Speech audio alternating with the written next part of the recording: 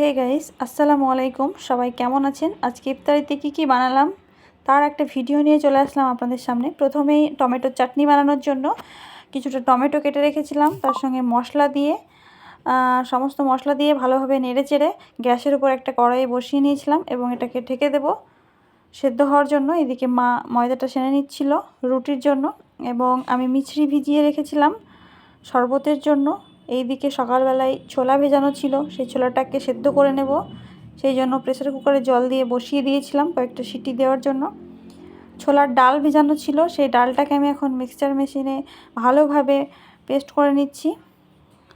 এইটা অর্ধেকটা বেটে নিয়েছি, বাকি অর্ধেকটাও আমি বেটে নেব। এর সঙ্গে আমি কয়েকটা কাঁচা লঙ্কা দিয়ে দেব।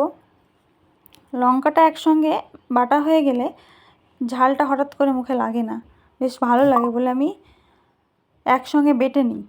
বাটা আমার অলমোস্ট কমপ্লিট।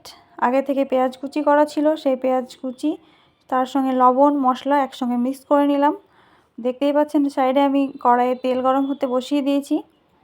তেলটা গরম হয়ে গেলে আমি বড়াগুলো এক এক করে ছেড়ে দেব তেলের উপরে। দেখতেই পাচ্ছেন তেলটা গরম হয়ে গেছে, সব বড়াগুলো আমি এবার ছেড়ে দেব একটা একটা করে। কিছুক্ষণের জন্য রেখে দেব।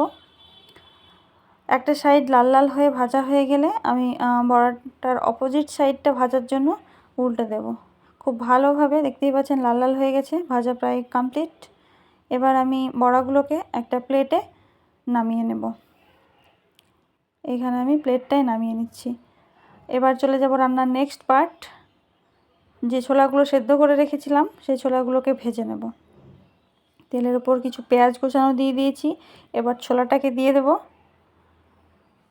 এবার এটাকে খুব সুন্দরভাবে নেড়েচেড়ে ভেজে নেব।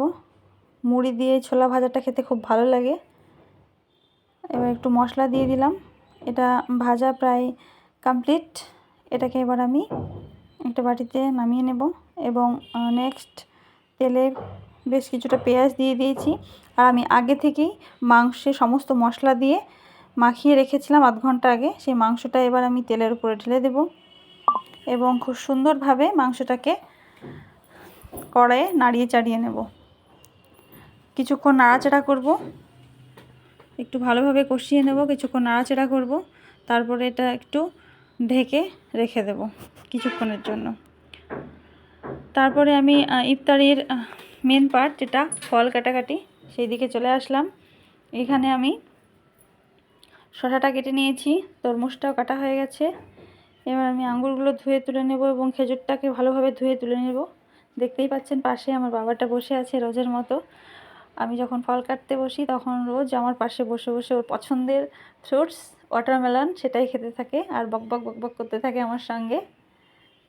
এবার সব শেষে আমি আনারসটা কেটে নেব।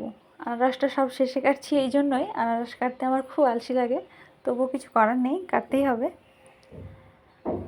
এবার আনারসটা আমি কেটে নেব, খুব ভালোভাবে ছিলে সুন্দর করে কেটে নেব। সবাই দেখতে থাকবেন শেষ পর্যন্ত ভিডিওটা।